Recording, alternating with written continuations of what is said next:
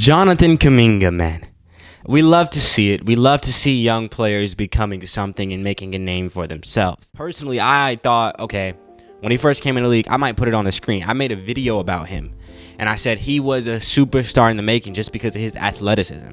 But he was raw talent. He didn't have really any intangibles, nothing to go off of. You look at raw talent, like I look at Wemby. I think Wemby is a bunch of raw talent.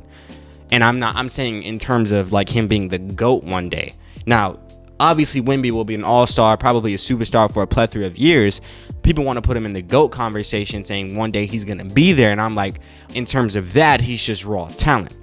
I look at Kuminga right now, and he's giving us a little seasoning, a little salt on it, a little pepper on it. And I've been looking at Kuminga, and I think he has potential to be a superstar. And so I'm going to tell you why I think he has potential to be a superstar, and then I'm going to tell you why he may not end up being a superstar. All right, so we're going to start with the good. Let's get to it. I'm going to play some clips of Kuminga on the screen as I yap about. So, yeah. So the reason I think Kuminga could be a superstar in this league is literally just because of the fact that this man got ops. And he's got this athleticism that not many players in the NBA have.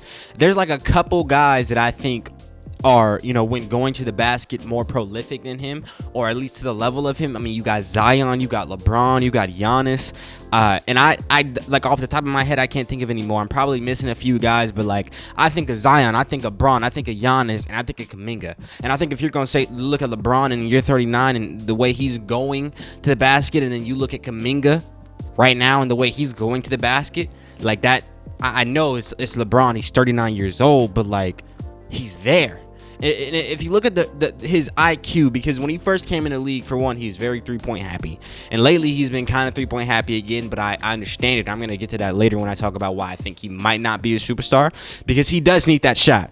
And so I'm glad he's shooting it. He needs to get consistent with it, and especially that mid-range shot, right? But other than that, I mean, the guy has learned to not shoot threes so much. And when he first came in, he wanted to be this 3-and-D player.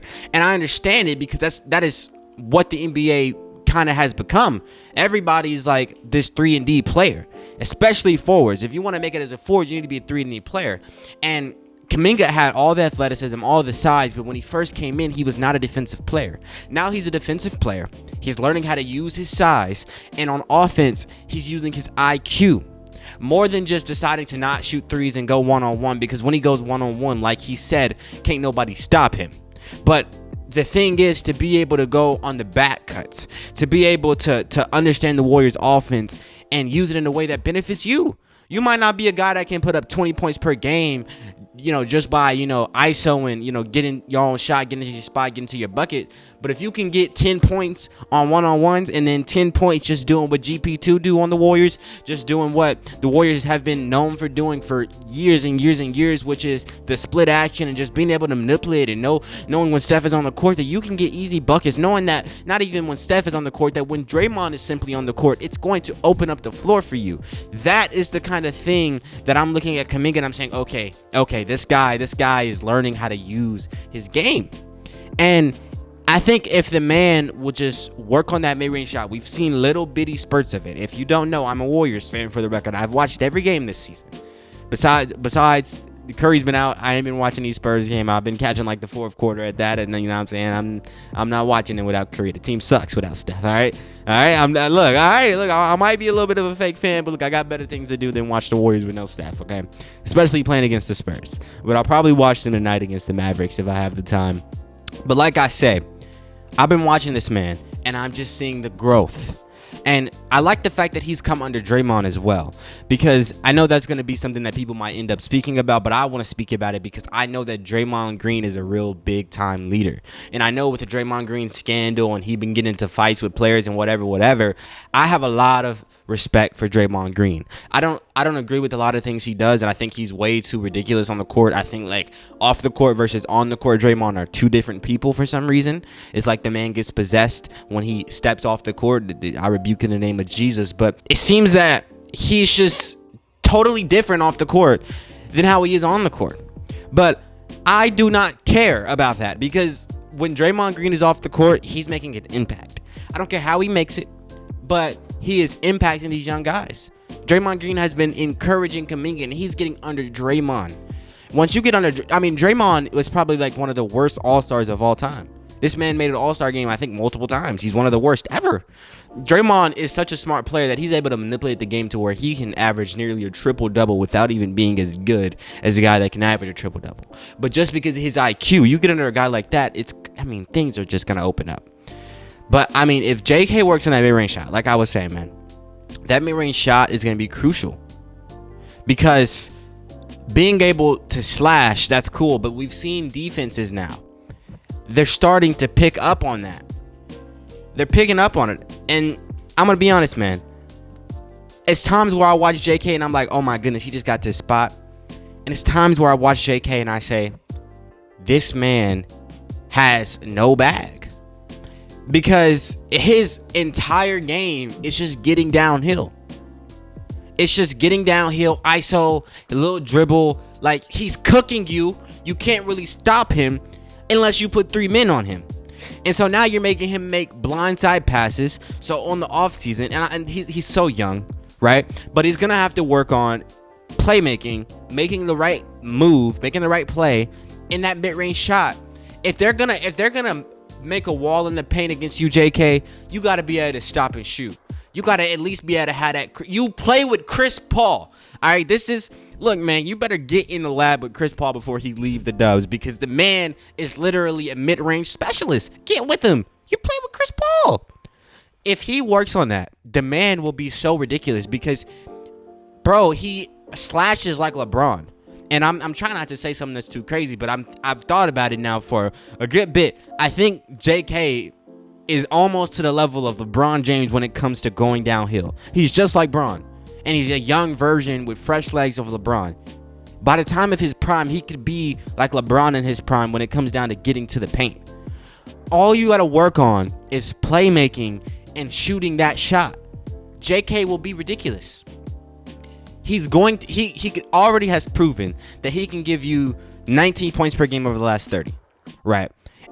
But some of that is inflated because he plays with Steph. Right. So Draymond Steph might be giving him 6 points a game. Just like little freebies, right? So we don't know like what that really looks like, right? But he's giving you 19 points per game over 30 games. That's a large sample size. And he's playing behind Steph, behind Clay still, behind Dre. All right, so I don't know, but a little bit of his points are inflated. As a Warriors fan, you have to acknowledge that, right? We've seen the thing with JP, even though I think JP is still good. JP's cold. He's one of the best ball handlers in our league, but you get your stats get inflated a little bit when you play with Steph. But other than that, the man has shown promise. He works on that mid-range shot. He's going to be really nice. Now, I know I've ranted on for a while, and I want to tell you why I think that, or at least why I have a little bit of apprehensions to him becoming a superstar. The reason that I have apprehensions on JK becoming a superstar is because to become a superstar, like all-star, he can do that. He can be an all-star. But to become a superstar, he's going to have to change the way he plays the game. And you know what? That might be a stretch. I would say he's at least going to have to alter it, or at least add on a lot. That's the best way to say it. He's going to have to add on a whole lot to his game for him to become a superstar. Why do I say that? Because his game is really 3 and D. It's really D and slash. Like, I know the ISO is there, but he doesn't really have a bag.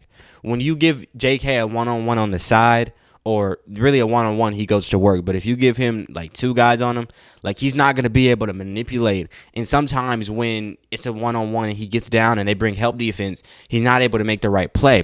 It's because JK is best when he's a high-rising player. I mean, that's who he is. So he's coming off the cuts, going for lobs, and playing with a guy like Draymond, playing with a guy like Chris Paul and Steph Curry. He's going to get those, right? And I love it. I'm not saying that there's anything wrong with that. You can be a 20, 25 point per game scorer, just, being a passive guy, a guy that's going to, other guys are feeding you. You're not the guy that's doing the feeding. I understand that. You're not the one going to work, but others are they're putting you to work, right? That's cool. But if you want to be a superstar, you got to be able to get the ball and like change the tempo of the game. And to do that, you got to have a mid-range shot, a 3-point shot, in my opinion. I think the defense is there. The slashing is there. I think the IQ is getting there. I think it depends on the mid-range 3-point shot. And I think with a lot of guys, it's really hard to just develop a shot.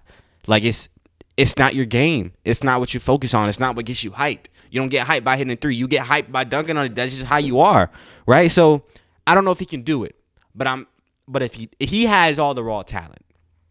If JK devotes himself to being who he is not, he will be a superstar.